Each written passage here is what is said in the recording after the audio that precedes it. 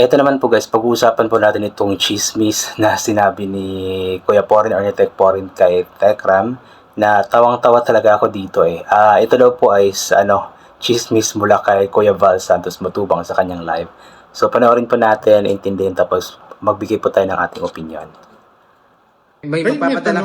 tanong, Oh. may chismis. Anong chismis na naman yan? Grabe to, narinig ako. Baka, Aminin mo lang, Ranel. Ito, chismis to ha. Ito talagang sasagutin mo to, harap-harapan. Huwag na bukas, ngayon na. Yeah, sige. parang kinakabahan ako dito ah. Pwede bukas na lang. Hindi, ngayon na. Sagutin mo to kung totoo. Ba't daw kasi ganun yung pagmamahal mo doon? May sarili ka ng mga anak. Baka daw may tinatago ka. Chismis. Oh. Paano tinatago? Ito, sagutin mo to, papaluin kita, ha? Jack. Oh. Huwag ka magugulat, ha? Mm. Anak mo daw ba yan sa labas? Anak sa labas. Yung totoo. Tama Kasi daw, ba't ganyan daw yung ano mo? Baka daw anak mo yan sa labas. Oh, ito nung pagkabinata mo. Ay. Diba, tagal mo sa Manila. Pwede bukas na lang sagutin yan. Ay! Ngayon, sagutin mo yan. Daming, ano, Bukas na lang. Ibig sabihin sila ngayapo.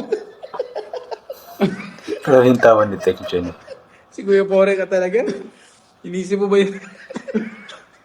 Hindi, sagutin mo. Ba't di mo masagot? Bukas na lang. Bukas. Hindi na panood ko kay, kay Kuya Bal. Sabi niya, baka daw anak mo kasi sa labas yan kasi iniiyakan mo. Sagutin mo. Tanong ni Kuya Bal. Bukas na lang, Kuya Bal. Sasagutin ko po ng malinaw bukas. Sabi kasi ni Kuya Bal kasi iyak ka nang iyak. Baka daw kasi anak mo sa labas yan. Para malaman, masagot mo si Tito Bal. Bukas na lang. Sabihin mo kay Tito Bal na hindi ko po yan anak sa labas. Ano? Tito Bal, bukas po. Sasagutin ko po kayo bukas. Pinagandaan Ayaw mo pa? ka tayo. Mukhang may something kay nanay ako. Parang totoo ata ang chismis ni Tito Bal. Ayun nga po, yung chismis daw po yun mula kay Kuya Val Santos Matubang. Sorry po. Nga po. Nakakatawa lamang po na yun nga, bakit, ayun naman kasi naisip ni Kuya Val yun kasi nga, bakit kasi iniiyakan ni Tekram si Dave at bakit nga ba gano'n na lamang kamahal ni Tekram si Dave. So siguro naisip ni Kuya Val na hindi ito normal eh. Bakit gano'n si Tekram? Bakit iniiyakan niya ang batang ito kahit hindi naman niya ito kadugo? So yun nga ang naisip ni Kuya Val na baka anak nga po niya ito sa labas. In the first place is merong punto si Kuya Val kasi yun nga, unang-una, si Tekram kasi matagal na natili sa Maynila kung saan nga po nanggaling si Dave. Pangalawa, talagang kitang-kita naman natin kung paano minahal ni Tekram si Dave, yung parang tunay na anak talaga, tunay na kadugo. So kung siguro hindi mo pa kilala si Tekram or hindi mo pa napanood yung storya ng buhay ni Dave, siguro talagang mapapaisip ka, mapapatanong ka kung anak ba talaga ito or anak ba sa labas ito ni Tekram? Bakit ganoon na lamang yung pagmamahal na ibinibigay niya sa batang ito? Bakit iniiyakan niya? Kasi sa lahat yata ng mga charity vloggers na aking napanood, sila Pugong Biyahero, sila Kuya Bal, sila Kalinga Prab, hindi sila ganun ka-attach kasi sa kanilang mga tinutulungan sa kanilang mga subjects, sa kanilang mga beneficiaries. Pero si Tekram kasi hindi lang kay Dave, talagang na-attach kasi siya sa mga tinutulungan niya kasi yung puso ni Tekram guys andun talaga sa pagmamahal sa mga taong nangangailangan, sa mga bata matatanda. Talagang ganun magmahal si Tekram eh. Talagang napakabait kasi ni Tekram, napakabait na tao, napakabuti ng puso.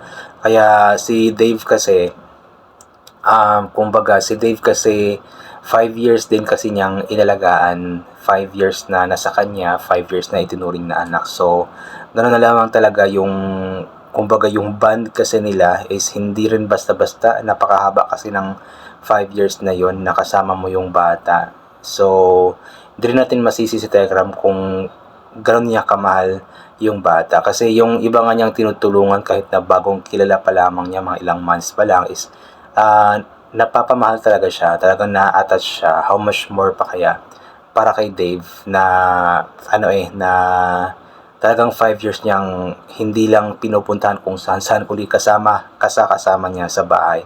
And for example, sa mga ibang tinutulungan ni Tekram, kahit na nagkakamali na ang mga ito, may mga nagawa ng mali, ay talagang binabalikan ni Tekram. Talagang ang tawag dyan, talagang tinutulungan pa rin niya, unlike sa ibang mga vloggers, mga charity vloggers, na kapag nagkamali yung beneficiary nila, may nagawang mali, may nagawang kasalanan, hindi nasunod kung ano man ang gusto nila, is talagang hindi na binabalikan. Pero itong si Tekram, na-attach kasi siya sa mga tinutulungan niya, kaya ganun na lang siya ka-attach kay Dave. Since si Dave din kasi talaga ang pinakaunang natulungan niya.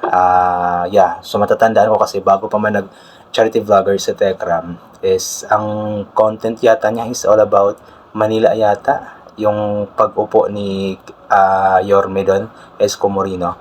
Then, yun nga, natagpuan nga po niya si Davis. Doon nga po nag-start na mag-charity vlog nga po siya. So, yun. Pero yun, tama din kasi yung naisip ni Kuya Val. Pero hindi naman sinagot ni Tekram kung oo o hindi ba. Pero biro-biro lang naman po yun, guys. Hindi po yun seryoso. Talagang palabiro kasi si Kuya Val Santos Matubang. So, kung mapanood nyo po yung mga live niya, especially yung part na yun, is talagang matatawa ko yung kay Kuya Val Santos Matubang. Kasi si Kuya Val kasi is direct to the point kasi maliban sa direct to the point is palabiro. Kaya ganoon na lamang po yung mga nasasabi or nabibiro niya. Pero sa akin naman is hindi naman talaga anak sa labas si Dave. Malayo naman sa mukha, malayo sa ugali kasi napakabait ni Tekram eh. Mabait din naman si Dave, talagang mabilis lamang siyang na-impluwensyahan ng mga taong lumalapit sa kanya. So yun po, I hope na malinaw po yun na ito po ay isang biro lang at hindi po wala pong katotohanan na anak ni Tekram sa labas, si Kuya Dave. Ayan po. So yun, I think hanggang dito na lamang po muna itong gagawin ko na reaction video. So thank you so much po sa lahat ng mga palagi bumabalik sa akin YouTube channel. So inulit ko nga po palagi na ugalin po natin magdasal, magpasalamat sa lahat ng mga bagay na ating natatanggap kahit na di man po natin ito hinihingi. Kasi nga po lahat ng mga bagay na meron tayo ay kalob sa atin ng ating Panginoon at wala ang mga bagay na ito kundi dahil sa Kanya.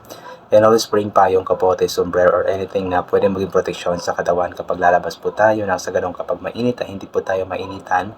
Or kapag biglang umulan na hindi po tayo mababasa ng ulan. And always take vitamin C para mag-boost ang ating immune system at hindi po tayo matatamaan agad-agad ng kung ano-ano mang mga sakit-sakit. So once again, inaulit ko, hanggang dito na lamang po muna ito. God bless po sa ating lahat. And always po nating support panoorin yung mga live at mga vlogs po ng Tekram channel at ng Tekram Kids channel. Yan. Thank you po. God bless. Bye-bye.